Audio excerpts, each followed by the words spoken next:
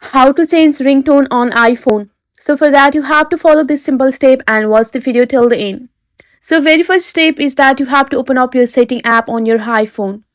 Once you are here, you have to go to the sound and haptics. Scroll down to find that. So just go and tap on it. Once you are here, you have to tap on the ringtone option.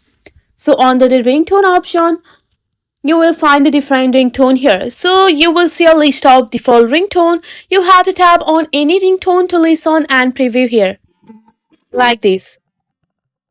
So after that, you have to just go and select your ringtone like this. Once you have selected your preferred ringtone, you have to just go back and adjust to the setting.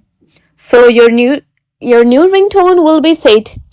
That's it, your iPhone ringtone has been successfully changed here. I hope that this video will be helpful for you. Thanks for watching.